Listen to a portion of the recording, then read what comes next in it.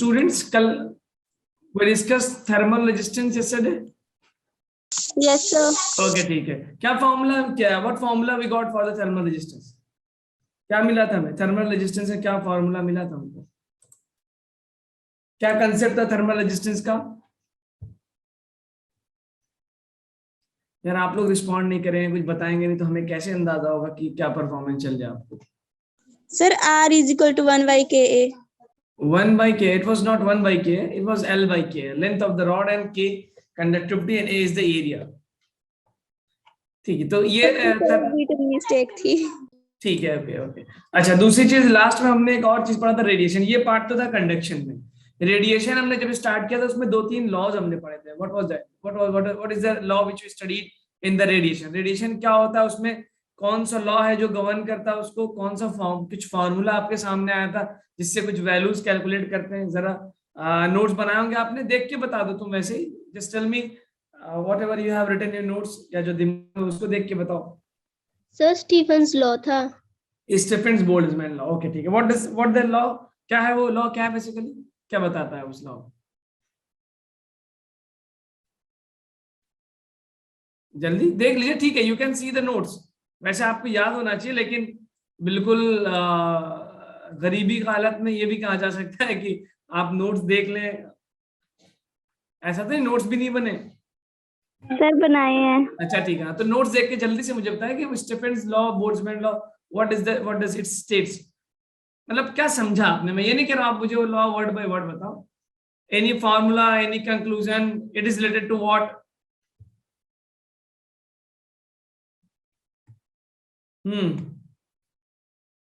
ऐसे काम नहीं चल पाएगा. Sir, energy is directly proportional to the power of temperature 4 times. अच्छा, 3/4. कौन सी एनर्जी? एनर्जी था मतलब एनर्जी 2-3 टर्म्स भी तो डिफाइन किया था हमने. पावर डिफाइन किया था, एमिसिव पावर. सर, पावर और एमिसिव पावर की. हाँ ठीक है. एमिसिव देखिए, दो अलग अलग चीजें हैं, एमिसिव पावर और पावर. कोई अगर आप इन दोनों में डिफरेंस नहीं कर पाएंगे तो आप सब कुछ जानते हुए भी क्वेश्चन गलत कर देंगे. ओके, तो चलिए यही बता दे कोई student. What whoever is present there, difference between emissive power and power? Sir, power is energy by time and emissive power is energy by time into area. अच्छा ठीक है. तो emissive power में बहुत सही, इट्स वेरी गुड. अच्छा, तो अच्छा स्टूडेंट्स, बहुत सारे स्टूडेंट जो है क्लास लास्ट में मैंने कल ऑब्जर्व किया था कि I observe that before the class, मतलब 20 मिनट पहले ही बहुत सारे स्टूडेंट्स चले गए थे क्लास छोड़ के. तो जाहिर सी बात है फिर जो लास्ट में पढ़ाया गया था वो उनको समझ में नहीं आएगा, जो उनको पता ही नहीं होगा what was study, what was taught in the class. और फिर मैं लेक्चर को वहीं से शुरू करूंगा, मैं ये उम्मीद करते हुए कि जो मैंने लास्ट में पढ़ाया उसके 5 मिनट पहले से मैं उस टॉपिक को उठा के आगे, तो जाहिर सी बात है वो उनका आज का लेक्चर ही बेकार हो जाएगा. तो मुझे समझ में नहीं आता कि क्या लॉजिक होता है इस चीज का. ऑनलाइन क्लासेस में पार्टिकुलरली मैंने ये चीज ऑब्जर्व की है, आपके साथ नहीं, बहुत जगहों पे, कहीं पे भी, कि जैसे वो ये समझते हैं कि मूवी चल रही है हमारी और जब मन किया आ गए और जब मन किया चले गए, थोड़ा सा देखा थोड़ा सा नहीं देखा. तो this things you know what, आपकी ये पढ़ाई है, ये कोई मूवी तो यूट्यूब की तो है नहीं कि प्ले करके इंटरटेनमेंट तो है नहीं. तो जाहिर सी बात है जो स्टूडेंट चले जाते हैं या तो उनको समझ में नहीं आ रहा है, बिल्कुल खराब है मामला, तो आप जो है बात कर लोगे, नहीं मैं यहाँ ज्वाइन नहीं कर सकता, मुझे यहाँ ज्वाइन करने का कोई फायदा नहीं, आई am not getting any benefit here, I should go work. तो ठीक, चलो ये भी समझ में आता है. लेकिन ये बिहेवियर तो बिल्कुल भी मतलब जस्टिफाइड नहीं होता कि आप जो है आ रहे हैं और चले जा रहे हैं. ठीक है, मतलब आप सोचो ना, अगर आप आए हो 20 मिनट के लिए, 30 मिनट के लिए और आप चले गए, आपको खत्म हो जाता है बीच में. सॉरी क्या बोलना है अविनाश? नेट खत्म हो जाता है. क्लास में नेट खत्म हो जाता है. अरे तो अविनाश, नेट किसी एक स्टूडेंट का खत्म होगा ना, एक का होगा, 2 का होगा, 10 लोगों का अचानक से ऐसा कोइंसिडेंस तो बहुत मुश्किल से होता है ना. मतलब आई एम नॉट सेइंग कि आपने, मैं ये नहीं कह रहा हूँ कि आपके पास जो रीजन है वो गलत है, but when it is more, तो मतलब मैं कह रहा हूँ कि आप इसको सीरियसली लीजिए. बिकॉज अगर आपका नेट खत्म हो जा रहा है तो आप नेट का अरेंजमेंट कराइए सभी स्टूडेंट से, मैं कह रहा हूँ, क्योंकि इट्स नॉट, कुछ करिए इसके लिए कुछ करिए आप. क्योंकि आप सोचो ना, अगर आपने लास्ट के 15-20 मिनट 25 मिनट छोड़ किसी भी क्लास में, नॉट ऑन एयर, तो आपको क्या लगता है आप नेक्स्ट डे उसको मजा ले पाएंगे? मजा क्या आपको समझ में आएगा? तो आप ना दो में से एक काम करो, आइदर बी सीरियस, और आपको अगर लगता है नहीं मुझे यहाँ फायदा हो रहा है, मुझे यहाँ चीजें समझ में आ रही, मेरा यहाँ इंप्रूवमेंट हो रहा है, I should give some effort है, तो प्रॉपर करो। अगर आपको लग रहा है नहीं यहाँ पे भला बिल्कुल टाइम वेस्ट है, मैं कह रहा हूँ सब हो सकता है, कोई एक दो महान शख्सियत हो सकते हैं ऐसे, तो आप कुछ और मतलब यू डू समथिंग, बट ये वाला तो नहीं समझ में आता, आ रहे हो जा रहे हो, ठीक है ना, मतलब यू कैन हैव बिल्कुल हो सकता है आपके पेपर वगैरह चल रहे हो, सर पेपर तब पढ़े शायद ऐसा, मतलब क्या कह रहे हैं नीरज में, आई एम नॉट गेटिंग। देखिए मैं बस इस ये कहना चाह रहा हूँ कि मैं 11th नीट को भी पढ़ा रहा हूँ, 11th जेई को भी पढ़ा रहा हूँ, मेरा ये माइंड में ये एक्सपेक्टेशन था कि जेई की स्टूडेंट्स की मैथ अच्छी होती है, उनका लेवल ऑफ फिजिक्स अच्छा होता है, क्वेश्चन की रिक्वायरमेंट अच्छी होती है, I should be little more higher on the JEE batch, but हो सकता है दूसरे टीचर इस चीज को फील कर रहे हैं नहीं कर रहे हैं, मैं तो ये फील कर रहा हूँ भाई कि नीट के स्टूडेंट ज्यादा रिस्पॉन्सिव है as compare to J students, और आप लोग का रिस्पॉन्स वाला मामला थोड़ा गड़बड़ है। अच्छा आप लोग इस बात को समझिए, sorry for wasting your 2-3 minutes और 5 मिनट्स यार, कि मैं आपको देख नहीं रहा हूँ, ना ही मैं आपके सामने मौजूद हूँ, मुझे कैसे पता चलेगा, किसी टीचर को कैसे पता चलेगा कि बात पहुंची कि नहीं पहुंची, जो बात लिखी गई वो आपने, कुछ तो कम्युनिकेशन मोड होना चाहिए ना, मतलब मैं ब्लैक स्क्रीन के सामने बोल रहा हूँ, फिर तो ये होगा कि जैसे मैं कोई लेक्चर रिकॉर्ड कर दूं, आप रिकॉर्डेड लेक्चर देखो। तो आपने जो चीज पढ़ी, जो चीज समझी, उसको बताइए, सुनते रहिए, बोलते रहिए, लिखते रहिए, टीचर को बोलते रहिए भाई मुझे ये नहीं समझ में आया बताओ, कुछ भी करते रहिए, बट बी इंगेज्ड है। और ऐसा नहीं, बहुत से स्टूडेंट ऐसा करते भी, most of the students do this thing and they are in every class, ठीक है। तो आपसे मतलब जब मैं पूछ रहा हूँ कि लास्ट क्लास में क्या हुआ, क्या मैं मकसद क्या है कि मुझे पता चले ना जो पढ़ाया गया है मैं उसको कितना ऊपर लेके जाऊं, कितने लेवल तक का क्वेश्चंस कराऊं। तो please be interactive and be participative in the class, ठीक है। चलिए मैं समराइज कराता हूं क्लास को। Yesterday we discuss Stefan's Boltzmann law and then we discussed emissive power and power. तो मैं 2 मिनट के अंदर सारी बातें लिख देता हूं रेडिएशन के अंदर, और आज हम न्यूटन्स लॉ ऑफ कूलिंग भी पढ़ेंगे। रेडिएशन तो खत्म होगा ही, न्यूटन्स लॉ ऑफ कूलिंग ये लास्ट चैप्टर होगा, उसके बाद हम नया चैप्टर स्टार्ट करेंगे which is kinetic theory of gases. देखिए we discuss one more thing, emissive power, मैं सीधा नाम नहीं लिख रहा हूं, फॉर्मूला लिख रहा हूं। It is power energy divided by time which is power upon area. Unit क्या बन जाती है, एनर्जी अपॉन टाइम, वॉट पर मीटर स्क्वायर इसका यूनिट बनता है, okay. And you know from the Stefan-Boltzmann law we got that emissive power is sigma T power 4। अच्छा बेटा बताना है टेम्परेचर की यूनिट क्या होती है, kelvin, celsius, fahrenheit, what is the unit of temperature? Sir kelvin में ली। Okay absolute. एंड सिग्मा की वैल्यू क्या होती है, सिग्मा, सिग्मा क्या है, Stefan Boltzmann constant. 5 5 6 7, it was very easy to remember ना, 5 6 7 8, 5.67 into 10 power minus 6। यूनिट क्या बनेगी जरा, क्योंकि डायमेंशनल एनालिसिस में कभी कभी आपसे कहता है स्टेफन-बोल्ट्जमैन कांस्टेंट की डायमेंशन बता दो, पूछता है विच ऑफ द फॉलोइंग, तो जरा मुझे बताइए कि इसकी यूनिट क्या बनेगी, what is the unit of that, sigma, what is the unit of this, निकाल लो ना, फॉर्मूला तुम्हारे लेफ्ट साइड में है, डिवाइड करो, sigma is equal to E upon T power 4, जल्दी बताओ क्या बनेगा यार, इतना this should not be there. Sigma की वैल्यू अगर यूनिट निकालना हो डायमेंशन एनालिसिस से, तो फॉर्मूले को आगे पीछे करो और आंसर लेके आओ, just tell me the answer, okay. Watt per second, नहीं watt per second, watt per second कैसे होता है भाई, जूल पर सेकंड समझ में आ रहा है, जूल पर सेकंड वॉट होता है, वॉट पर सेकंड तो कोई चीज नहीं बनी। तो सिग्मा का डायमेंशनल एनालिसिस अगर करें तो ई अपॉन टी पावर 4 होगा ना बेटा। और टेम्परेचर क्या है, केल्विन, एमिसिव पावर क्या, वॉट पर मीटर स्क्वायर, तो वॉट पर मीटर स्क्वायर एमिसिव पावर का यूनिट, और temperature kelvin power 4। Dimensional analysis कर लेंगे इसका, क्या डायमेंशनल एनालिसिस सिग्मा का क्या डायमेंशन आएगा, तो एनर्जी वर्क का, सॉरी वर्क कह रहा हूं, एनर्जी का डायमेंशन पता है आपको, टेम्परेचर का डायमेंशन पता है, वहां से निकालेंगे, there you will get the dimension analysis of the sigma. अच्छा उसके बाद एक और चीज हमको मिली थी क्या, power, power is equal to what, emissive power into area, there I got sigma, emissive power क्या, सिग्मा टी पावर 4, तो sigma A T power 4। Power depends on the area, और जब हमने कल देखा था अगर if you have any sphere, कुछ इस तरह का स्फीयर है, तो इसका सरफेस एरिया क्या होता है, what is surface area of the sphere, that will be equal to how much, 4 pi radius का स्क्वायर। तो सरफेस के लिए हम ये फॉर्मूला लगाते हैं पावर के बारे में बात करेगा तो स्टीफन बोल्ट्जमैन लॉ में sigma T power 4, and if it is talking about emissive power तो simply sigma T power 4। Okay ठीक। अच्छा लास्ट में फिर मैंने इसके बाद एक और चीज डिस्कस की थी, spectral distribution of energy. What was that? Spectral distribution of energy. इधर मैंने शो किया था ई लैम्डा और यहाँ पे एक्स एक्सिस पे लैम्डा। व्हाट वाज दैट कि किसी भी सरफेस से किसी पार्टिकुलर टेम्परेचर पे कितने तरह के वेवलेंथ निकलते हैं? जल्दी बताओ बेटा, how many types of wavelength is emitted at any given temperature from any surface? Single wavelength निकलता है और it means continuous range of wavelength.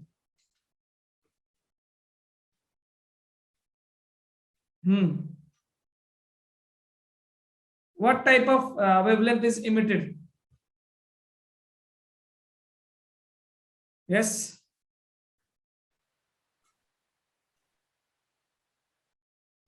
कोई भी अगर बॉडी हम किसी पार्टिकुलर टेम्परेचर पे लेते हैं, वो रेडिएशन को इमिट कर रहा है, उससे अलग अलग तरह के वेवलेंथ्स निकल होंगे। तो क्या सारी वेवलेंथ्स इक्वल इंटेंसिटी की निकलती है? इक्वल एनर्जी या कुछ ज्यादा इंटेंसिटी की? Intensity means emissive power basically, या कुछ कम की? या means they all are emitted with the same intensity और इट इज लेस और मोर? Sir different intensity. अच्छा वो ग्राफ का शेप याद है? कुछ ग्राफ इस तरह का था क्या? Like this. तो कुछ वेवलेंथ्स ऐसी होते हैं जिनकी इंटेंसिटी कम होती है, कुछ वेवलेंथ ऐसे होते हैं जिनकी इंटेंसिटी क्या होती है? ज्यादा। ओके तो we call this wavelength what? Lambda max. और ये इंटेंसिटी क्या होती है? E max. ई मैक्स का मतलब द मैक्सिमम इंटेंसिटी, और लैम्डा मैक्स का मतलब क्या था? वो वेवलेंथ जिसपे इंटेंसिटी क्या है? मैक्सिमम। ये हमने लिखा था ना lambda max. What is lambda max? Wavelength, अलग अलग वेवलेंथ निकल रहे होंगे, कुछ की ज्यादा इंटेंसिटी होती है, कुछ की कम इंटेंसिटी होती है। तो wavelength eight which has maximum intensity, which has maximum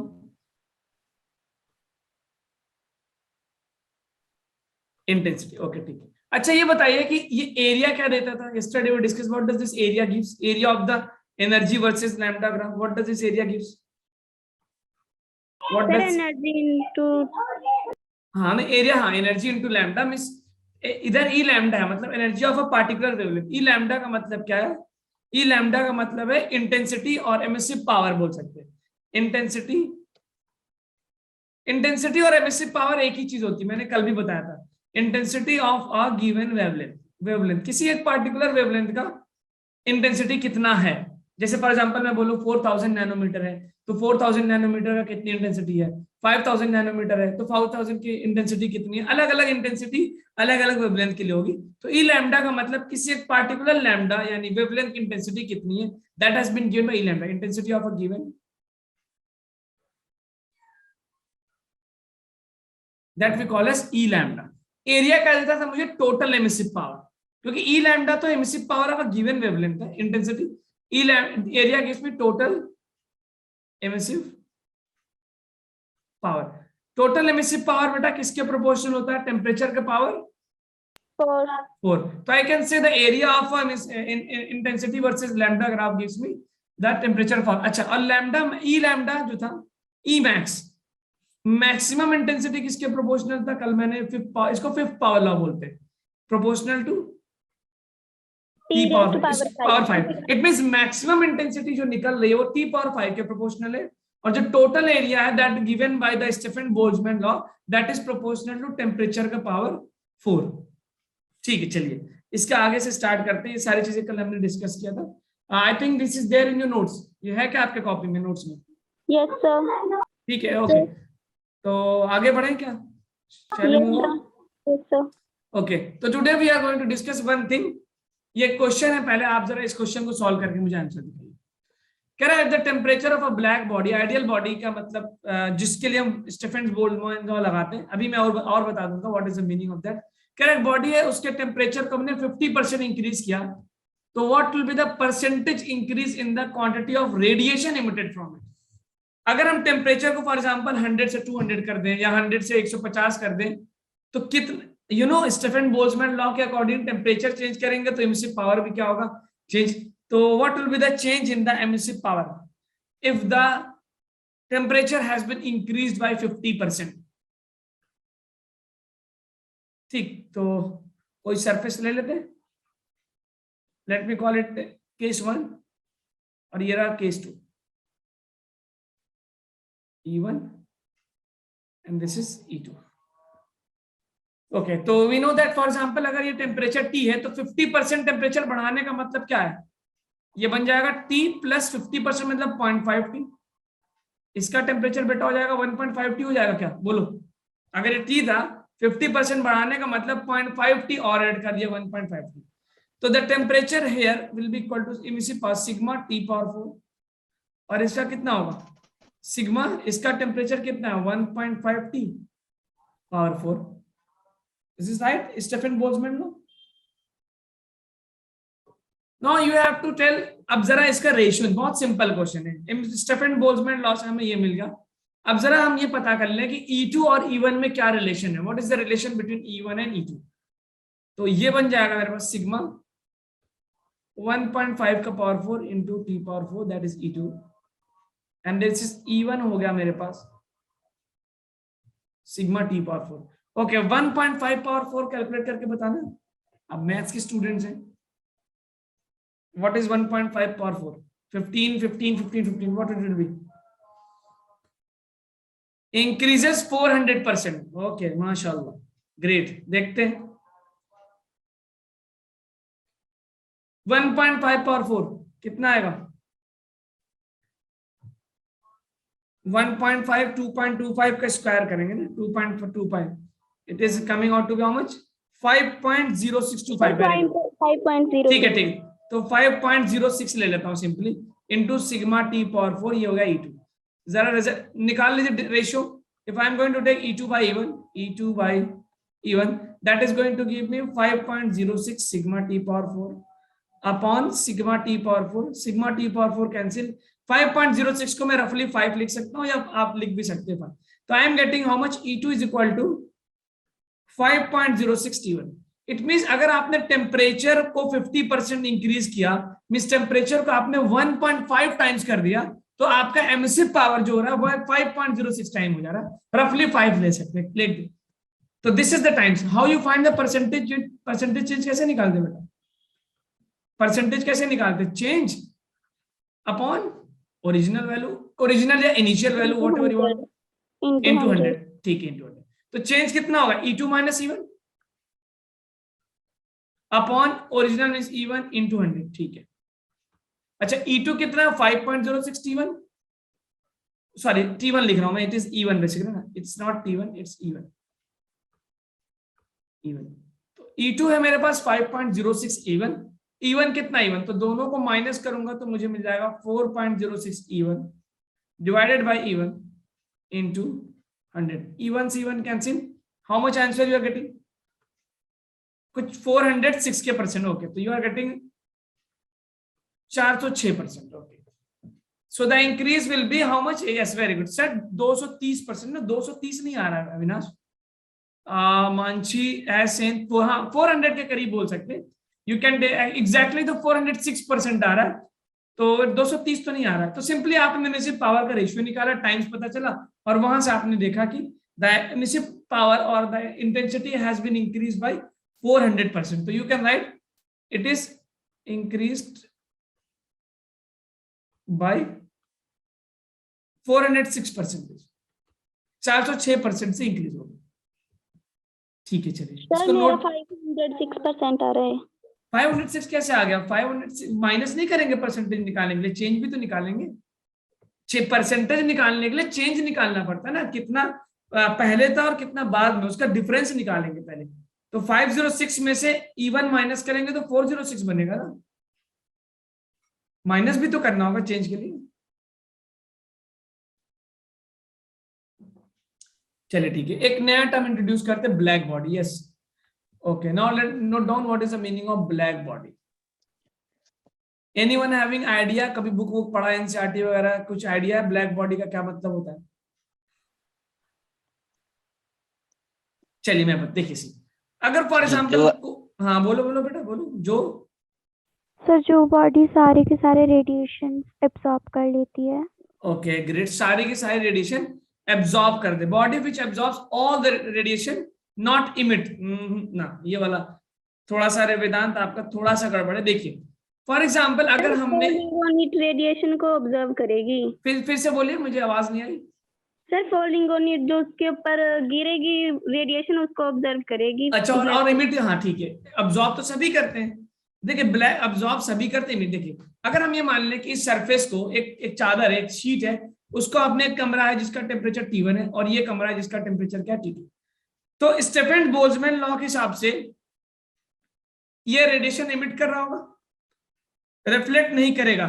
okay हाँ, तो ये रेडिएशन इस पे इंसिडेंट होगा और ये इसको मैं मान लेता हूं E1 जो इंसिडेंट हुआ, और इसी तरह ये बाहर भी जा रहा होगा जिसको मान लो क्या E2। तो E1 वाला क्या है, इंसिडेंट रेडिएशन है सरफेस पे, और E2 वाला क्या है, इमिटेड रेडिएशन। बात समझ में आ रही क्या? तो अगर पहले हम एक कंसेप्ट याद रखते हैं कि what is the net heat transfer. Net heat transfer क्या होगा बेटा, जल्दी बताना, नेट हीट ट्रांसफर क्या होगा? कितना एब्जॉर्ब हुआ माइनस कितना इमिट हुआ, as a surface that absorb all the radiant energy on it. बिल्कुल सही बात है, लेकिन एक पार्ट आप लोग छोड़ रहे हैं, एक थोड़ा सा पार्ट। तो नेट एनर्जी बेटा ये होगा क्या, E2 माइनस E1। क्या मैंने सही लिखा है? नेट हीट ट्रांसफर रेट और net emissive power E2 minus E1 होगा क्या? Yes sir. अच्छा E2 क्या होगा बेटा, E2 will be proposed sigma T2 की पावर 4, और जो E1 आ रहा है वो T1 टेम्परेचर से आ रहा है, तो क्या मैं E1 को सिग्मा T1 की पावर 4 लिख सकता हूं? बोलिए, can I write like this? तो from here I can write the net heat exchange on the surface is what is emitted. E2 क्या है मेरे पास, इमिट वाला जो सरफेस इमिट कर रहा है, और E1 क्या है बेटा, जो सरफेस एब्जॉर्ब कर रहा है। नेट हीट कितना होगा, emitted minus absorb, emitted minus absorb. तो E2 को मैं लिख सकता हूं sigma T2 power 4, it can be written as sigma minus sigma T1 power 4। अगर हम सिग्मा कॉमन ले लें तो T2 power 4 minus T1 power 4। This is what the net heat exchange. क्या मैंने इक्वेशन सही लिखी है क्या, बताइए? Stefan Boltzmann, it's very simple, net heat transfer जितना गेन माइनस लॉस या loss minus gain, net heat transfer होगा दिस वन। अब देखिए यहाँ पे इसको आप पहले कहीं पे इसको नोट कर ले कि net heat transfer through a surface, अगर उसके आसपास कोई टेम्परेचर है तो जो इंसिडेंट वो एब्जॉर्ब कर रहा है वो कितने टेम्परेचर पे एब्जॉर्ब कर रहा है, T1 पे, और जो इमिट कर रहा है वो कितने पे कर रहा है, T2 पे। ठीक है, यहां से आप वैल्यू निकालेंगे। अब देखिए ब्लैक बॉडी का मतलब क्या है, no you have one surface और ये किसी टेम्परेचर पे ये रेडिएशंस इमिट कर रहा होगा, ओके, और इसके ऊपर कुछ रेडिएशंस गिर भी रहे होंगे, फॉल भी कर रहे होंगे। ये क्या है, emitted radiation. And what is this बेटा, दूसरा वाला क्या है, absorb, absorb radiation.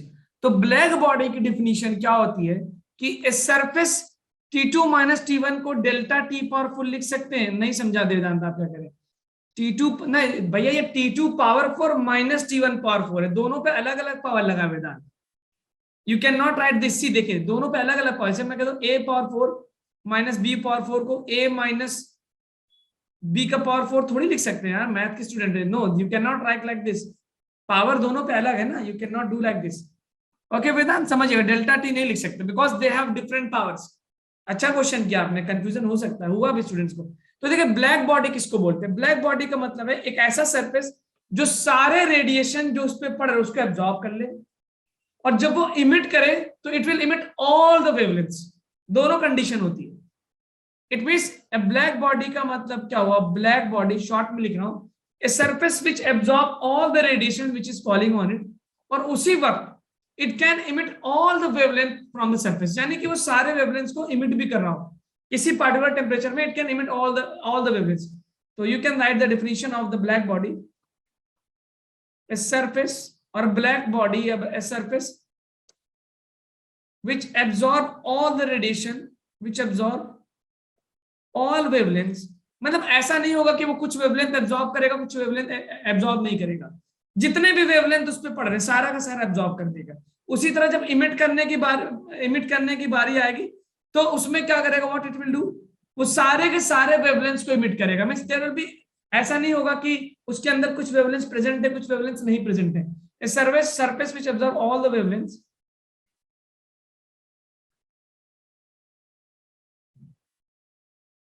incident on it and emit all wavelengths, सारे वेवलेंथ को इमिट भी करता है ये, all wavelengths from its surface। अच्छा ये बताइए, लेकिन क्या जो ये वेवलेंथ इमिट कर रहा है, क्या हर वेवलेंथ की इंटेंसिटी बराबर होगी या अलग अलग होगी? जी, सारे of course different wavelengths will have different intensity. मैंने ग्राफ भी बनाया है। और कुछ एक पार्टिकुलर वेवलेंथ ऐसी होगी जिसकी इंटेंसिटी सबसे ज्यादा होगी। अच्छा, ये जो मैक्सिमम इंटेंसिटी वाला वेवलेंथ है वो किस पे डिपेंड करता है? टेम्परेचर पे, कि कौन से वेवलेंथ की इंटेंसिटी मैक्सिमम होगी, that will depend on the temperature of the surface. Emit all the wavelengths from, ठीक है। तो ब्लैक बॉडी को हम परफेक्ट एब्जॉर्बर भी बोलते हैं और परफेक्ट इमिटर भी बोलते हैं, क्योंकि एब्जॉर्ब भी परफेक्टली करता है और इमिट भी परफेक्ट करता है। तो लिख दीजिएगा black body, it is also called as what? A perfect absorber. Absorber भी परफेक्ट है एंड परफेक्ट इमिटर। अच्छा ये बताए ब्लैक बॉडी का कलर क्या होगा? ब्लैक ही होगा या कुछ और भी हो सकता है? What is the colour of a black body? What is the colour of the black body? Sir black ही होगा। अच्छा ब्लैक होगा, सही बात है सर। उसका अजीब क्वेश्चन पूछ रहे हैं, बेवकूफ बना रहे हैं। ब्लैक बॉडी नाम है और कह रहे हैं कि वो किस कलर का होगा? ब्लैक ही होगा। कोई ऐसा जो बोले नहीं सर कि ब्लैक बॉडी का कलर ग्रीन भी हो सकता है? देखो भाई एक बात समझो, ये एब्जॉर्ब तो कर रहा है लेकिन उसके साथ साथ इमिट भी कर रहा है, ऐसा नहीं है। बट सर आज तक ब्लैक बॉडी नहीं बनी है। ब्लैक, अरे मेरे भाई बहुत सारी चीजें दुनिया में नहीं बनी है कुछ ना। We I am talking about the concept, theoretical. Of course it is impossible, इसीलिए तो इसको हम आइडियल परफेक्ट, कोई दुनिया में कोई चीज परफेक्ट होती, it's an ideal concept. Okay बेटा, it's an ideal concept, nothing is perfect. तो it's black colour good absorber होता है। दो अलग बातें आपने बता दी, ब्लैक कलर गुड एब्जॉर्बर होता है, ठीक है। आई एम सेइंग कि ब्लैक बॉडी का कलर क्या ब्लैक ही होगा या कुछ और भी हो सकता है? सर ब्लैक ही होगा। ब्लैक ही होगा। अच्छा, क्यों आपको ऐसा, क्यों बेटा ब्लैक होगा? आपको ये लग रहा है ना कि जैसे क्योंकि सारी की सारी वेवलेंथ ये अब्सॉर्ब कर ले रहा है तो दिखेगा नहीं, लेकिन इमिट भी तो कर रहा है। तो जो रेडिएशन इमिट कर रहा है उसकी वजह से उसके पास कलर आ सकता है कि नहीं, ये बताओ। तो कलर किस पे डिपेंड करेगा? एक बात समझिएगा, ब्लैक बॉडी नोट करेगा, ब्लैक बॉडी में बी नॉन ब्लैक। अजीब सी बात है, the black body may have, मैं मे वर्ड लिख रहा हूं, may have non black colour, green भी हो सकता है। ये देखो समझाता हूं कैसे, देखिए इसके साथ दो फिनोमेना एक साथ हो रहे हैं। अगर हम ये बोल दें कि एक इस पे सारे वेवलेंथ पड़े और इसने सारा का सारा वेवलेंथ एब्जॉर्ब कर लिया, तो आपको कौन सा कलर दिखाई देगा? ये सरफेस कोई कलर दिखाई देगा? नहीं दिखाई देगा। तो आप क्या बोलते हो कि भाई विजिबल नहीं है, तो you give it a black colour. Am I right? Yes, sir. Okay, तो अगर जैसे आपके क्लास में ब्लैक बोर्ड रखा होगा, मोबाइल के सरफेस ब्लैक है, तो आप बोलते हैं कि sir why it is looking black, basically it is absorbing the visible light all the and it is not reflecting any light, तो that's why it is black. Of course you are correct, but emit भी तो कर रहा है ना, black किसी particular temperature पे emit कर रहा है। अब मान लो कि ये जो इमिट कर रहा है, इमिट जो कर रहा है रेडिएशन, इमिट भी कर रहा है, तो इमिट जो कलर कर रहा है, फॉर एग्जाम्पल इमिट वाले, जब आपने इमिट वाले का इमिटेड रेडिएशन का ग्राफ बनाया तो आपको यह पता चला कि ग्रीन वेवलेंथ पे, फॉर एग्जाम्पल आपने कुछ ऐसा पार्टिकुलर टेम्परेचर एडजस्ट कर दिया कि ग्रीन वेवलेंथ वाली इंटेंसिटी सबसे मैक्सिमम पावर से निकल रही है, तो आपको इस सरफेस का कलर क्या दिखेगा? ग्रीनिश दिखेगा। ठीक है, फिर आपने मान लो टेम्परेचर पे एडजस्ट किया, कुछ ऐसा एडजस्ट किया आपने कि आपका जो वेवलेंथ निकल रहा है अलग अलग, हर वेवलेंथ की इंटेंसिटी अलग है, और जो अल्ट्रा वायलेट वाला वेवलेंथ है उस पे इंटेंसिटी मैक्सिमम है। अब कौन सा कलर दिखेगा बेटा? बिल्कुल रिपीट करें। अरे हाँ, अब ब्लैक दिखेगा। Very good. क्यों? क्योंकि अल्ट्रा वायलेट हमारे ह्यूमन आई को विजिबल नहीं होती। अल्ट्रा वायलेट ह्यूमन आई को विजिबल नहीं होती, सिंपल सी बात है। तो सर हमें कौन सा कलर दिखाई देगा ब्लैक बॉडी? ये डिपेंड करता है कौन सा वेवलेंथ इमिट हो रहा है मैक्सिमम पावर के साथ। फिर से रिपीट करता हूं, एब्जॉर्ब सारा कर लिया, ठीक है, लेकिन जो इमिट कर रहा है उसकी वजह से आप कलर देख सकते हैं। कौन सा कलर दिखाई देगा हमें वो सरफेस, वो डिपेंड करता है कि सर जो वेवलेंथ निकल रही है उसमें एनर्जी किस वेवलेंथ की ज्यादा है। अगर ग्रीन वाले की मान लो विजिबल लाइट की इंटेंसिटी ज्यादा है तो कलर दिखने लगेगा, और अगर अल्ट्रा वायलेट की ज्यादा है तो कलर नहीं दिखेगा, इंफ्रारेड की ज्यादा है तो कलर नहीं दिखेगा। समझ में आ रही मेरी बात? Yes, sir. Yes, तो sir. अच्छा, अब ये जो it means A black body में हैव कलर, तो इसका जो कलर होता है वो किसकी वजह से होता है? The wavelength which is emitted, colour due to what? Emitted. लिख लीजिए, कलर जो है वो बिकॉज वो इमिट भी तो कर रहा है, and you know black body is a perfect emitter also, it is emitting all the wavelength. कौन सा वेवलेंथ मैक्सिमम इंटेंसिटी का होगा वो किस फैक्टर पे डिपेंड करता है बेटा?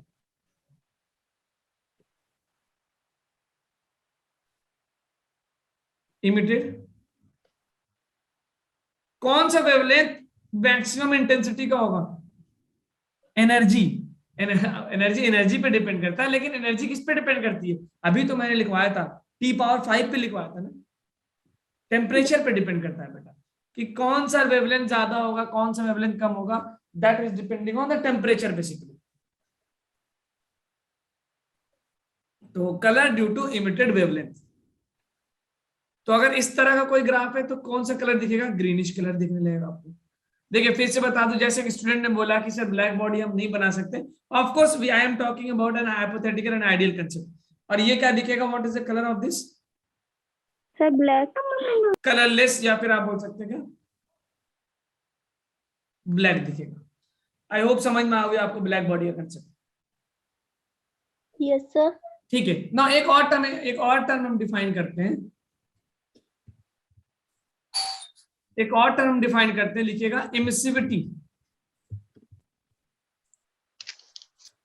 ये समझ में आ गया? स्लाइड बना ले, इमिसिविटी। इमिसिविटी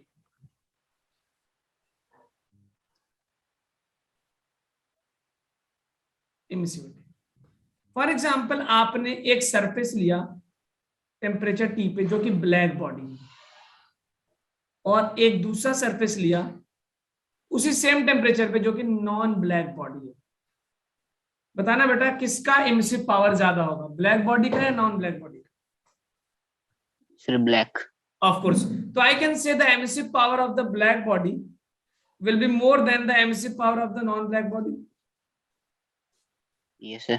ठीक है, तो इसी रेशियो को हम डिफाइन करते हैं इमिसिविटी, कि what will be the emissive power if the body is black, what will be the emissive power if the body is, उल्टा लिख दिया मैंने, sorry, emissive power of the given body means non-black body upon emissive power of the black body. I hope you are getting the concept. ठीक है, तो मैं इसको लिख सकता हूं emissive power of the non-black body is equal to emissivity into black body का power. और ये जो emissivity होती है बेटा ना, ये 0 से लेके 1 के बीच में लाई करती है, 0 से लेके 1 के बीच में। अगर 1 हो गया तो अब इमिसिविटी की वैल्यू अगर 1 है तो मतलब बॉडी क्या है? ब्लैक बॉडी होगी। और इमिसिविटी अगर 0 हो गया तो इसका मतलब क्या है? नो, कुछ इमिट हो ही नहीं रहा है। ओके, समझना है क्या? अच्छा, और स्टीफन बोल्ट्जमैन लॉ जो डिफाइन किया था मैंने बेटा, ये वाला सिग्मा T⁴, ये किसके लिए डिफाइन किया था? ब्लैक बॉडी या नॉन ब्लैक बॉडी? जरा आप खुद सोच के बता दो। It was defined for a perfect black body, याद रखना। तो सिग्मा T⁴ जो टर्म है that has been defined for black body. तो आप सिंपल जनरल इक्वेशन ये भी लिख सकते हैं, ये इक्वेशन है किसके लिए? ब्लैक बॉडी के लिए। सिग्मा T⁴ आइडियल बॉडी के लिए। कलर जरूरी नहीं है ब्लैक बॉडी का ब्लैक होना, ये एक आइडियल कंसेप्ट है। अगर नॉन ब्लैक बॉडी है, if you have a non black body, non black body, बताना विनाश क्या होगा इसका फॉर्मूला नॉन ब्लैक बॉडी का? एमिसिविटी से मल्टीप्लाई कर देंगे ई सिग्मा टी पावर 4, याद रखिए इस बात को। नॉन ब्लैक बॉडी है तो एमिसिविटी एक फैक्टर है जिसको हम डिफाइन कर देते हैं। तो I can write emissivity as emissive power of, what is emissivity, अगर बोर्ड वगैरह पूछ रहे, emissive power of given body, emissive power of given body, जो भी बॉडी है नॉन ब्लैक बॉडी है, अपॉन, अपॉन क्या होगा बेटा जल्दी बताना, what is upon, divided by emissive power of, upon emissive power of black body at same, of course same temperature same होना चाहिए। टेम्परेचर अलग होगा तो जाहिर सी बात है पूरा खेल ही बदल जाएगा। एट सेम टेम्परेचर, ठीक है। तो this way we define emissivity. Black body है तो एमिसिविटी 1 होगा, और नॉन ब्लैक बॉडी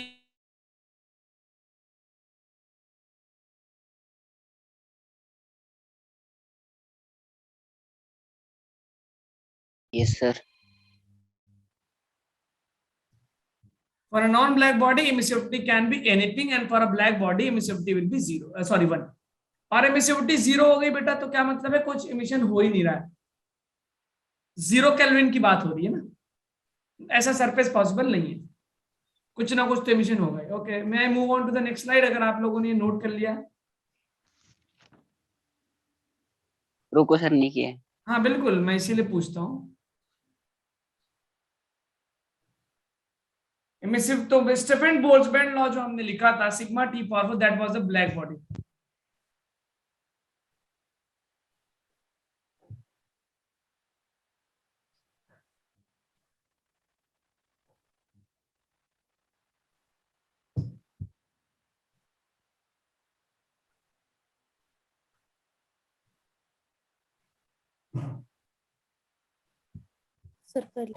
ओके ठीक है।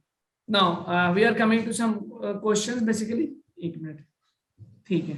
एक लास्ट लॉ इसमें डिफाइंड है जिसको हम बोलते हैं वेन्स डिस्प्लेसमेंट लॉ, और फिर डायरेक्टली हम क्वेश्चंस की तरफ एक तरफ से आएंगे।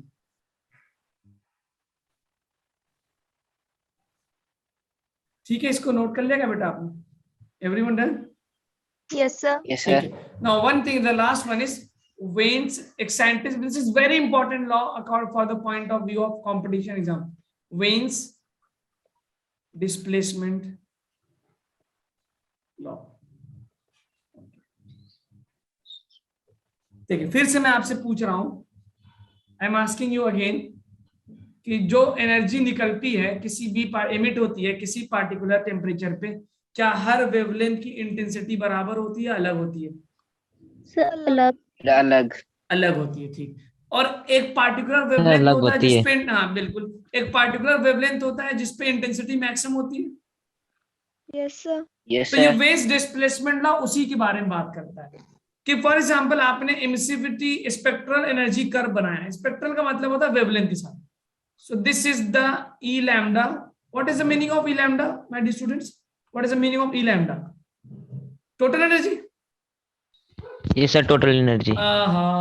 No, it's not total energy. Total energy नहीं होता। Anyone else? सर एनर्जी की वेवलेंथ, एनर्जी की वेवलेंथ, वेवलेंथ, काफी बता दो। मैं तो बता ही दूंगा, इससे थोड़ी देर पहले ही लिखा था ना। क्या लिखा था मैंने, जरा पढ़ना, ये रहा, बिल्कुल मैं तो हुई हूँ। What is E lambda? पढ़ो।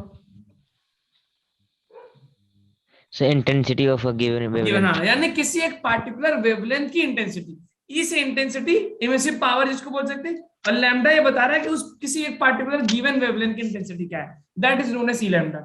समझ में आ गया बेटा? तो इंटेंसिटी किसी गिवन वेवलेंथ की बात कर रहा है। Yes, sir. ये रहा ग्राफ आपके पास, and this is what lambda max. Lambda max क्या है बेटा? वो कौन सा वेवलेंथ है? What is lambda max? What is lambda max, या लैम्डा हम जिसको लिखेंगे, ये क्या मैक्सिमम वेवलेंथ है? yes, sir. हाँ, वेवलेंथ मैक्सिमम नहीं, इससे बड़े बड़े वेवलेंथ। मतलब बट सर यहाँ पर जो है सबकी, हाँ, यहाँ पे क्या मैक्सिमम है? यहाँ पे क्या चीज मैक्सिमम है? Wavelength maximum intensity. जी यार, यानी कि सर वो ये दिस इज द वेवलेंथ, ये वो वाला वेवलेंथ है जिसपे इंटेंसिटी मैक्सिमम है या जिसकी इंटेंसिटी मैक्सिमम है। ठीक, मैं फिर से लिख देता हूं कि wavelength for which wavelength with maximum intensity, अलग अलग वेवलेंथ है, कुछ की इंटेंसिटी कम है, कुछ की इंटेंसिटी ज्यादा, वो wavelength, wavelength with maximum intensity, maximum intensity वाली वेवलेंथ है ये। ठीक है, ओके। ना वेज डिस्प्लेसमेंट लॉ ये बोलता है कि जो लैम्डा एम होता है मैक्सिमम वेवलेंथ वाली इंटेंसिटी, सॉरी मैक्सिमम इंटेंसिटी वाली वेवलेंथ, वो inversely proportional to the temperature होता है। This is very important law. Maximum wavelength जो होता है या मैक्सिमम इंटेंसिटी वाला वेवलेंथ जो होता है, that is inversely proportional to the temperature. It means if I say अगर मैं टेम्परेचर इंक्रीज करता हूं तो लैम्डा मैक्स या लैम्डा एम क्या होगा, डिक्रीज होगा। समझ में आया क्या बेटा बात? और अगर मैं टेम्परेचर इंक्रीज करता हूं तो इमिसिव पावर क्या होगा, increase. This is the ways displacement law. Experimental law होता है बेटा, एक्सपेरिमेंटली इसको प्रूव किया गया, फिर उसके बाद एक्सपेरिमेंटल डेटा के बेस पे एक लॉ बनाया गया। बहुत इंपॉर्टेंट लॉ है, देखिए ध्यान से। तो आई कैन से दैट, मैं लिख देता हूं क्या मतलब होता है कि the wavelength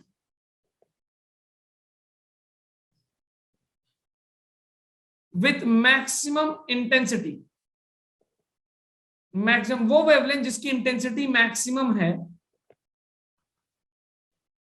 will decrease, or you can say is inversely proportional to temperature, which maximum intensity is inversely proportional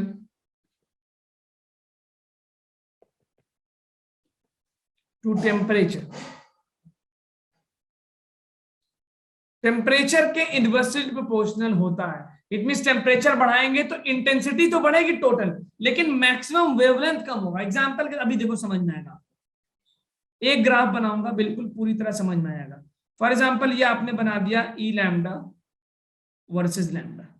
late me take एक ऑब्जेक्ट है वो 400 केल्विन पे। ठीक है बेटा, समझ में आ रही बात? और आपने इसका ग्राफ बनाया, अलग अलग वेवलेंथ का, अलग अलग इंटेंसिटी का वेवलेंथ बनाया, and you obtained a graph like this. और ये मान लेते हैं लैम्डा 1 है, और जब टेम्परेचर क्या है T1। ठीक है, इसी पार्टिकुलर सरफेस का आपने टेम्परेचर बढ़ाया, मान लेते हैं लेट मी टेक 600 केल्विन कर दिया। तो जरा मुझे बताना है ग्राफ ऊपर की तरफ शिफ्ट होगा या नीचे की तरफ शिफ्ट होगा? यस, ये ग्राफ ऊपर की तरफ शिफ्ट होगा नीचे? टेम्परेचर बढ़ाने से एमिसिव पावर ऊपर की तरफ। ऑफ कोर्स, वेरी गुड, बिल्कुल सही बात है। क्योंकि सर आप जब टेम्परेचर बढ़ा रहे हैं तो ज्यादा एनर्जी निकलेगी, तो ग्राफ एनर्जी विल इंक्रीज। अच्छा एक बात, ग्राफ राइट साइड शिफ्ट होगा लेफ्ट साइड? लैम्डा के बारे में क्या इंफॉर्मेशन है? लैम्डा क्या होगा? लैम्डा एम, इसको मैं लैम्डा M1 बोल सकता हूँ। लैम्डा M1 मैक्सिमम 1, वो क्या होगा? डिक्रीज होगा, रिपीट करा दो सर जी फिर से बोलिए। सर, रिपीट करा दो सर। हाँ मैं बिल्कुल रिपीट करा दो सर। अभी आप पूरा सुनते रहिए, अपने आप समझ में आएगा आपको। ठीक, मैं देखिए ये रहा, आपने एक पार्टिकुलर टेम्परेचर पे ग्राफ बना दिया। कह रहा है कि जो मैक्सिमम वेवलेंथ वाला जो मैक्सिमम इंटेंसिटी वाला वेवलेंथ है उसका वो टेम्परेचर बढ़ाने पे घट जाएगा। इट मींस जब आप टेम्परेचर बढ़ाएंगे तो आप देखेंगे ग्राफ ऐसे हो जाएगा, शिफ्ट हो जाएगा पीछे की तरफ। मींस टोटल इंटेंसिटी तो ऊपर चली गई, टोटल इंटेंसिटी क्या हो गया बेटा? ऊपर। लेकिन जो जहां पे जो मैक्सिमम वेवलेंथ था, मैक्सिमम वेवलेंथ वो कम हो जाएगा। फॉर एग्जाम्पल अगर टेम्परेचर T1 था, T1 टेम्परेचर पे तुम्हें मिल रहा था मान लो लैम्डा मैक्सिमम 1, लैम्डा M1 मतलब वो वाला वेवलेंथ जहां पे इंटेंसिटी मैक्सिमम मिल रही है। फॉर एग्जाम्पल आपको मिल रही थी, let me take it 400 nanometre.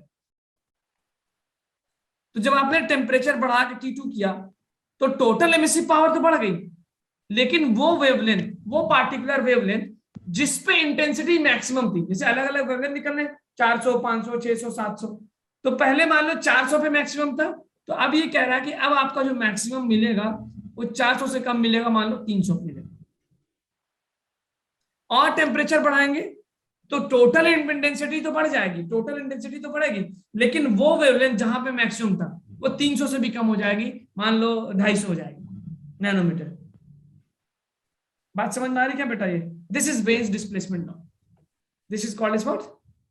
Wein's displacement law. It means if you increase the temperature, the total emissive power will increase. जिसको मैं E से लिख रहा हूं, this is total emissive power. ये total है बेटा, ध्यान से लिख लेना, this is total. Total, तो total emissive power तो increase होगा, लेकिन maximum wavelength intensity will decrease. Maximum intensity wavelength, sorry.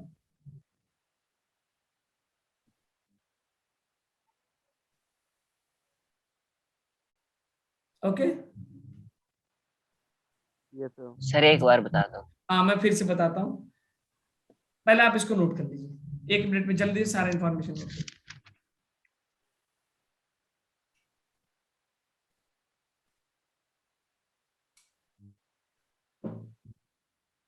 देखिए veins displacement law experimental law है, उसमें ये पता चला कि जब आप एनर्जी वर्सेस वेवलेंथ ग्राफ बनाते हैं, यानी अलग अलग वेवलेंथ की अलग अलग एनर्जी इंटेंसिटी बनाते हैं, तो आपको पता चलता है कि कुछ वेवलेंथ की इंटेंसिटी कम है, कुछ वेवलेंथ की इंटेंसिटी ज्यादा है। जहां जिस वेवलेंथ की इंटेंसिटी ज्यादा मैक्सिमम है उसको आपने लैम्डा मैक्स या लैम्डा एम के नाम से दे दिया। अब आप टेम्परेचर बढ़ाते हैं तो you know Stefan Boltzmann law क्या बोलता है, emissive power is proportional to temperature power को। तो जैसे ही आप टेम्परेचर बढ़ाएंगे तो टोटल एमिसिव पावर की वैल्यू क्या होगी, इंक्रीज होगी, मींस ग्राफ ऊपर की तरफ चला जाएगा। लेकिन वेन्स डिस्प्लेसमेंट लॉ में एक्सपेरिमेंटली ये पता चला कि वो वेवलेंथ जहां पे मैक्सिमम इंटेंसिटी मिल रही थी, यानी मैक्सिमम इंटेंसिटी वाला वेवलेंथ, उसकी वैल्यू घट जाएगी। पहले अगर मान लो 400 नैनोमीटर पे तुम्हें मिल रहा था मैक्सिमम वेवलेंथ, तो अब वो वेवलेंथ जो है, अब वो एनर्जी मैक्सिमम कितने पे होने लगी, 300 पे। यानी अब 400 पे मैक्सिमम नहीं रहेगा, 300 पे। और टेम्परेचर बढ़ाओगे तो जो मैक्सिमम वेवलेंथ, सॉरी जो मैक्सिमम इंटेंसिटी वाला वेवलेंथ है, जो मैक्सिमम इंटेंसिटी वाला वेवलेंथ है वो और कम हो जाएगा। एक और एक सिंपल एक लाइन में लिखता हूं, आपको समझ में आएगा। देखो टेम्परेचर क्या क्या मैंने इंक्रीज, अगर हम टेम्परेचर को इंक्रीज करें तो दो कंक्लूजन देखिए, टोटल एमिसिव पावर इंक्रीज होगा, टोटल एमिसिव पावर क्या होगा, इंक्रीज, इसमें ग्राफ का एरिया क्या होगा, increase. You know why? Because it is saying that E is directly proportional to temperature power flow. और दूसरा क्या, maximum intensity wavelength, maximum emissive power और इंटेंसिटी वेवलेंथ, जिसको हम लैम्डा एम बोलते हैं, ये क्या होगा, डिक्रीज होगा। बिकॉज वेन्स लॉ बोलता है lambda m inversely proportional to T. ठीक है, अब देखिए, तो अब यहां से वेन्स लॉ को हम एक और फॉर्म में लिखते हैं, वेन्स डिस्प्लेसमेंट लॉ या Wien's law, that lambda m inversely proportional to T, combine करते हैं तो lambda m into T is equal to constant. और इस कांस्टेंट की वैल्यू जो होती है, इस कांस्टेंट की वैल्यू होती है 2890 इंटू 10⁶ मीटर केल्विन। याद रखिएगा वैल्यू बहुत इंपॉर्टेंट है, 2890 इंटू 10⁶ मीटर केल्विन। अब यूनिट दे सकते हैं लैम्डा का, वेवलेंथ, वेवलेंथ की यूनिट हो गई मीटर, और टी हो गया टेम्परेचर, टेम्परेचर की यूनिट हो गई kelvin. Lambda m into T, याद रखिएगा, दिस इज वेरी इंपॉर्टेंट। चलिए क्वेश्चंस की तरफ आते हैं, हम डायरेक्ट क्वेश्चंस की तरफ आते हैं।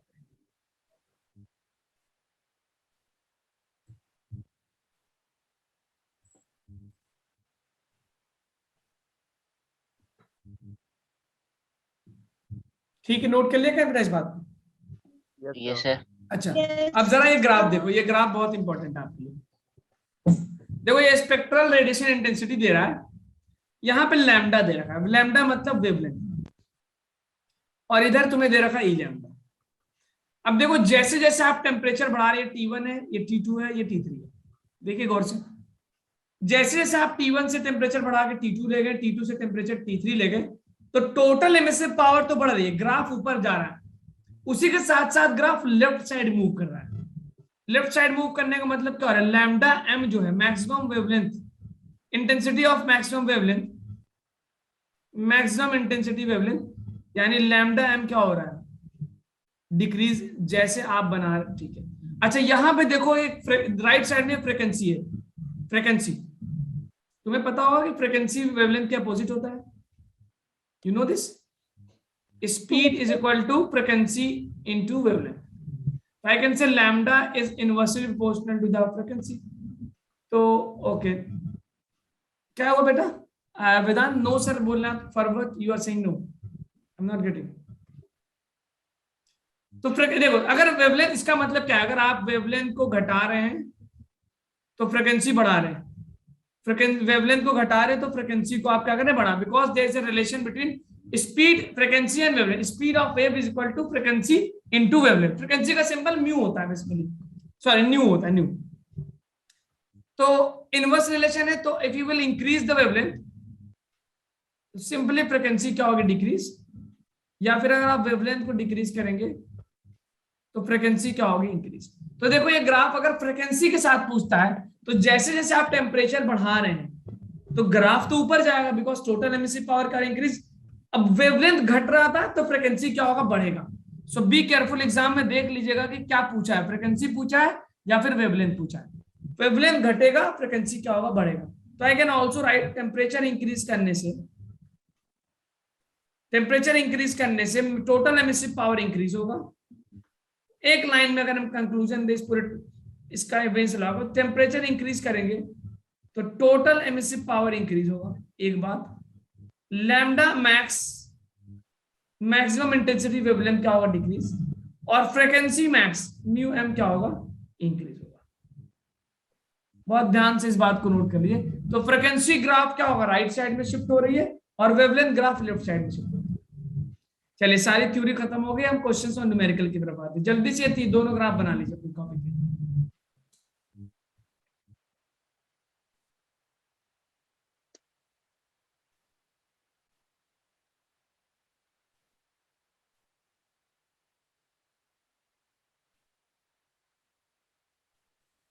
जब ये नोट कर लें तो बता दीजिएगा हमको.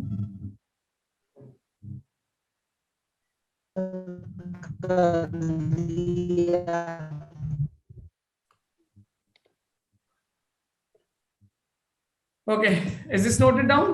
ये ग्राफ आपने नोट कर लिया? ठीक है. अब चलिए सीधा, ओके ठीक है, लिख लीजिए जल्दी. जो सारी बात है उस पूरे इंफॉर्मेशन को आप इस पे नोट करिए. Speed is equal to frequency into wavelength. Speed is equal to frequency into wavelength. तो wavelength is inversely proportional to the frequency. Wavelength is decreasing, so frequency will increase. तो ग्राफ राइट साइड शिफ्ट होगा और उसका graph left side shift होगा.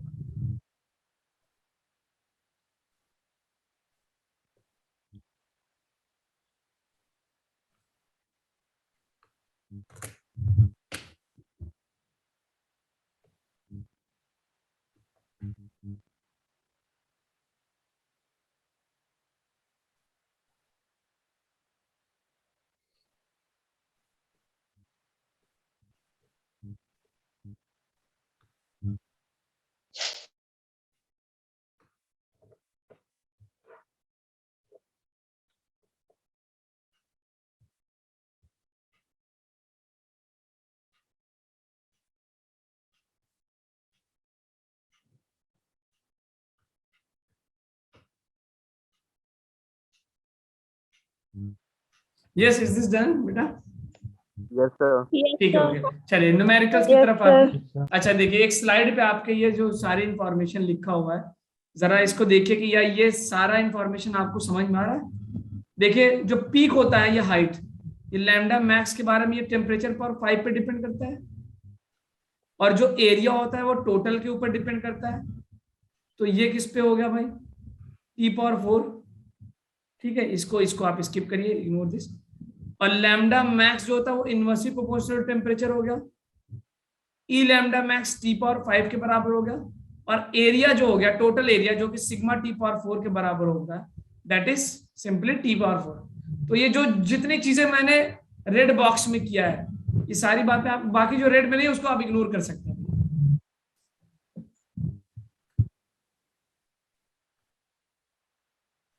Yes, are you able to understand all this? ये पूरी summary है जो कुछ मैंने पढ़ाया आपको.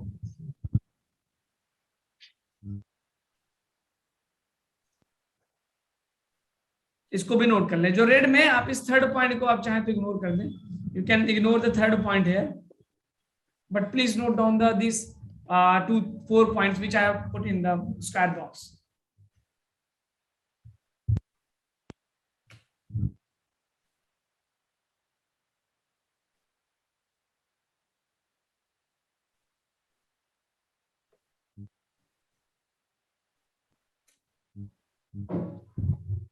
सेट टी पावर 5 कैसे आया?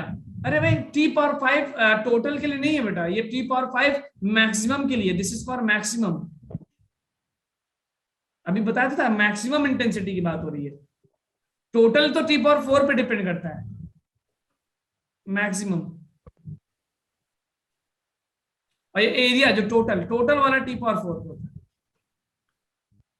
ठीक है, मैक्सिमम के बारे में हमने बताया था ना, पीक जिसको बोल सकते हैं, maximum peak.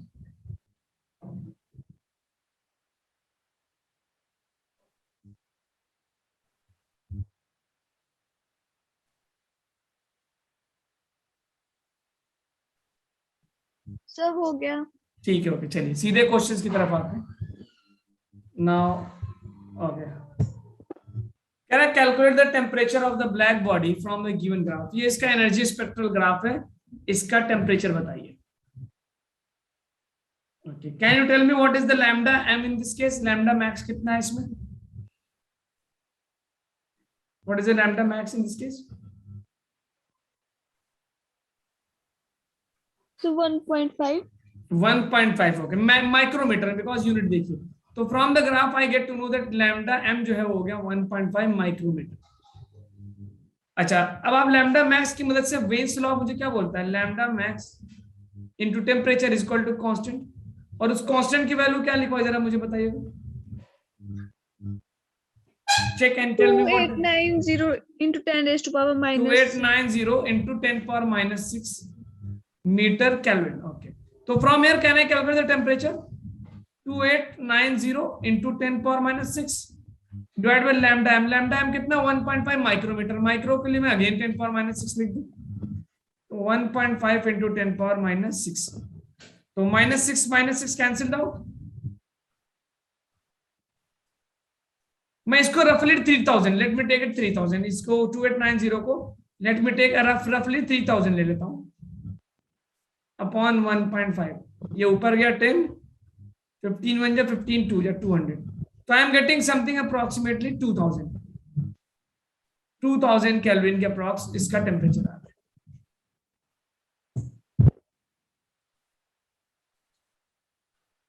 Yes, is this fine for you?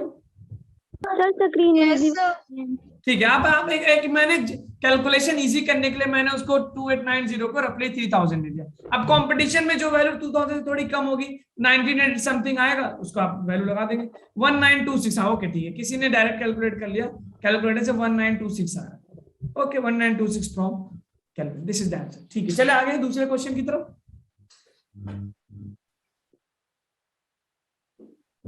Yes, sir.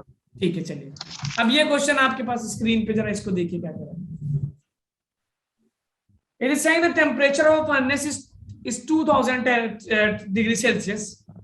इन इस स्पेक्ट्रम, जब उसका एनर्जी स्पेक्ट्रम बनाया तो मैक्सिमम इंटेंसिटी जो है वो 4000 एंगस्ट्रॉम की आ रही है।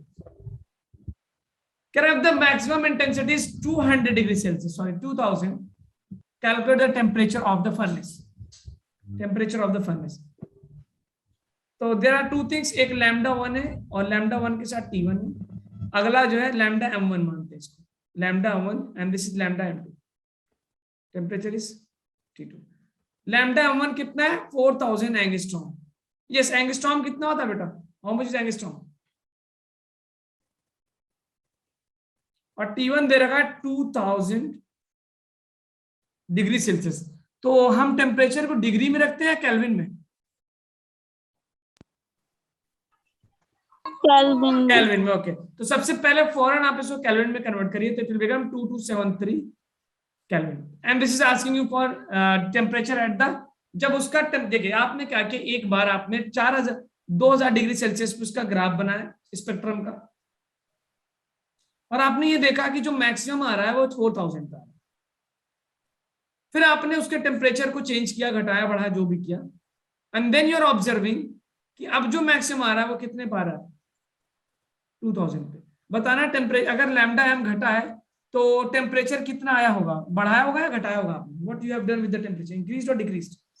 Sir increased. इंक्रीज, क्योंकि लैम्डा एम घटा तो टेम्परेचर बढ़ा होगा, ऑफ कोर्स बात है, very good, temperature increase. What is the relation, you know lambda M T is equal to constant, maximum wavelength into temperature, Wien's law.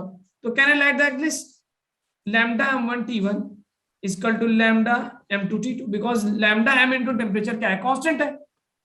Okay ठीक है, अब लैम्डा m1 कितना है 4000 upon lambda m2, I can write this also, बहुत simple तरीके में आप लिख सकते हैं, t2 by t1 very easily you can write t2 by t1 is equal to lambda m1 upon lambda m2। Lambda m1 कितना है 4000 और लैम्डा m2 कितना है 2000, कैंसिल किया कितना आ गया 2 टाइम्स, तो I can write t2 will be equal to 2 times of t1, 2 times of t1।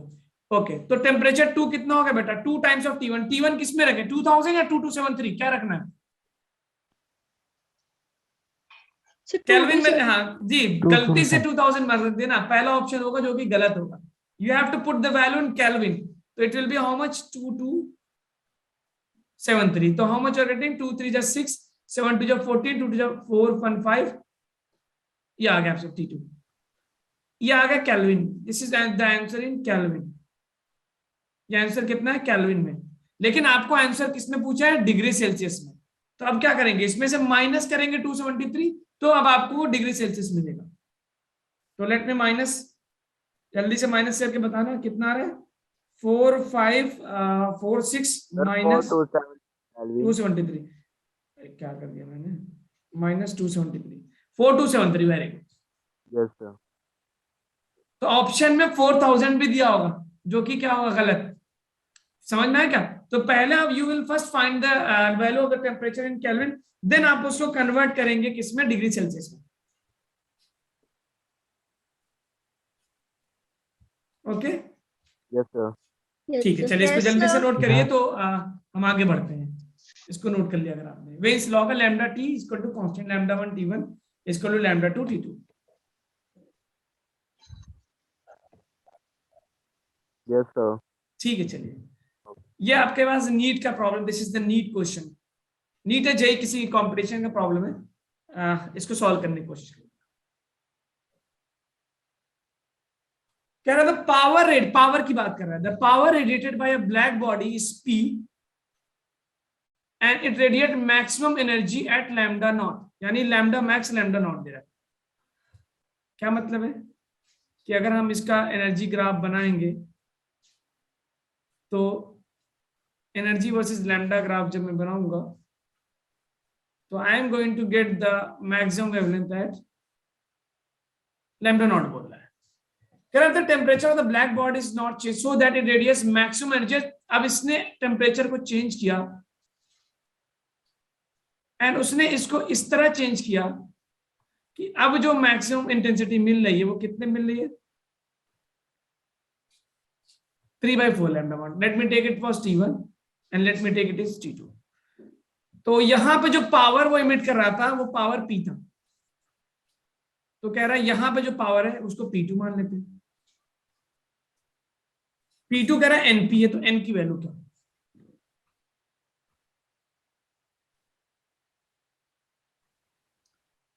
तो बेसिकली आपको P2 पता करना है। ओके ठीक है, तो क्या मैं T1 T2 के बीच में रिलेशन निकाल सकता हूं बेटा, T1 T2 के बीच में रिलेशन बता सकते हैं? Yes sir. चलिए जल्दी बताओ, what is the relation between T1 T2, can you tell me the relation T2 by T1, मुझे बता सकते हैं वेन्स लॉ से? अभी जस्ट थोड़ा पीछे आपने देखा था, T2 by T1 जल्दी से बताइए क्या आ रहा है T2 by T1। जब T2 by T1 हो जाएगा, अच्छा पावर किसके प्रोपोर्शनल होता है, पावर व्हाट इज पावर किसके प्रोपोर्शनल है, स्टीफन बोल्ट्जमैन लॉ अगर मैं लगाऊं तो पावर जो एमिसिव पावर है, power is proportional to what temperature power 4 है क्या सर? T। हाँ T, no it is not T my dear, T power 4, it is proportional to T power 4।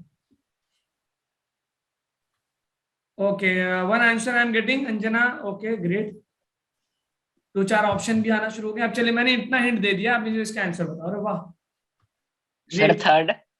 Third option आ रहा है कि चैट Third बॉक्स में जरा comment कर लें सभी लोग, ताकि मुझे अंदाजा हो जाए कि कितने लोग सही है कितने लोग गलत है। लेट मी चेक कितने लोगों तक बात पहुंच गई मेरी। ओके माशाल्लाह, ग्रेट। 1 2 3 4 5 6 7 8 9, ग्रेट, बहुत अच्छा।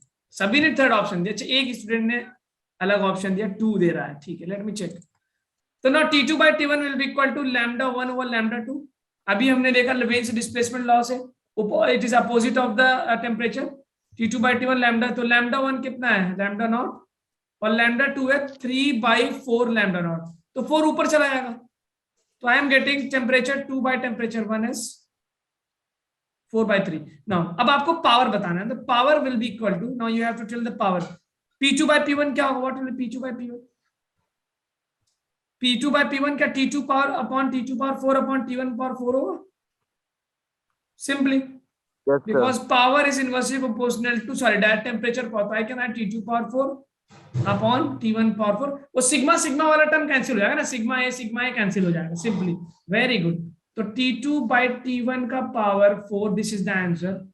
T2 by T1 कितना लिखा ना मैंने, 4/3, तो आई कैन से 4/3 पावर 4, 4/3 यानी 16, 256, और 9 का power 4, 81, very good, very good. तो P2 by P1 I am getting 256/81, तो very exactly you are saying third is the correct option. बिल्कुल सही जवाब दिया आपने, थर्ड इसका सही ऑप्शन। ठीक है, एक और क्वेश्चन किया जाए क्या, समझना है? तो देखिए इसमें 2 लॉ हमने लगाया ना, एक तो स्टेफन बोल्ट्जमैन लॉ भी लगा, प्लस साथ में वेज डिस्प्लेसमेंट लॉ को भी इन्वॉल्व किया है। Yes, sir. ठीक है, आगे चले क्वेश्चन पे। Yes, sir. Yes, टाइम भी sir. कम बचा हमारे पास, 2-3 मिनट बचा है बस। चलो एक आध क्वेश्चन, एक छोटा सा क्वेश्चन और देख लेते हैं। अच्छा पहले आप जो है ना, चलो मैं इसको देखता हूँ, ये स्क्रीनशॉट ले लो आप, ये स्क्रीनशॉट ले लो, कल क्लास में डिस्कस करेंगे। जल्दी इसका स्क्रीनशॉट ले लीजिए, टेक द स्क्रीनशॉट। मुझे कल आप दोनों आंसर बताएंगे, कल मतलब जब भी क्लास होगी आपकी। और आप न्यूटन्स लॉ ऑफ कूलिंग पढ़ के आएंगे ना, because Newton's law of cooling पढ़ के आएंगे पूरा रिवाइज। मैं रैंडम क्वेश्चंस आपको दूंगा पूरे चैप्टर से जो मैंने अब तक पढ़ा है। स्क्रीनशॉट ले लिया होगा आपने? Yes, sir. ठीक है, चलो ये क्वेश्चन देखो जरा जी।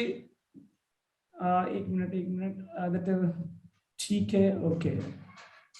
चलिए मैं ये क्वेश्चंस, टाइम भी हो गया है, चलिए मैं आप आगे आपको अगले इसको, इसका भी स्क्रीनशॉट ले लो, try to solve this, we will discuss in the next class. इसका भी स्क्रीनशॉट ले लीजिए, ठीक है। और एक और क्वेश्चन है ये, इसका भी स्क्रीनशॉट लीजिए। We will discuss these questions in the next class. Okay, let me make, अच्छा ऑलरेडी सर कल पिछले क्वेश्चंस रिपीट कर देना। कौन सा क्वेश्चन बेटा वेदांत? बिल्कुल मैं आई विल रिपीट, क्यों नहीं करूंगा। पिछला कौन सा, पिछला ये वाला, दिस वन 256/81, इसमें मैं कल क्यों करूंगा, अभी रिपीट कर देता हूँ ना, 1 मिनट लगेगा मुझे रिपीट करने में, आप सुकून के साथ जाइए वापस। देखिए T2 by T1 निकाल लिया क्या वेदांत आपने? T2 by T1 temperature ratio veins law से 4/3, ठीक है। अब आपको कह रहा है कि पावर का रेशियो बताइए, तो पावर क्या होता है, proportional to T power 4 basically. तो P2 क्या होगा, T2 पावर 4, और P1 क्या होगा, T1 पावर 4। तो मैंने उसको T2 by T1 का पावर 4 कर दिया, और पीछे से मैं T2 by T1 निकाल चुका हूँ वेन्स लॉ से। तो ये जो कंसेप्ट मैंने अप्लाई किया, दिस इज व्हाट सर, वो तो E होता है ना, वो तो E होता है बेसिकली, E तो होता ही है। हाँ, E का मतलब होता है एक ब्लैक बॉडी हो और एक नॉन ब्लैक बॉडी हो। ये दोनों ब्लैक बॉडी दे रखा है बेटा। E का मतलब होता है, फॉर एग्जांपल आपने 10 डिग्री सेल्सियस पे एक ब्लैक बॉडी लिया और 10 डिग्री सेल्सियस पे एक नॉन ब्लैक बॉडी लिया, तो ब्लैक और नॉन ब्लैक के बारे में जब रेशियो निकालेंगे वो E के बराबर होता है। ये तो दोनों ब्लैक बॉडी है, सेम ही बॉडी है, उसी बॉडी को एक बार आपने T पे रखा और एक बार T1 पे रखा, उसी बॉडी को एक बार T2 पे रखा, दोनों एक ही बॉडी के बारे में बात हो रही है। जो E होता है वो एक ब्लैक और एक नॉन ब्लैक के बारे में बात करता है।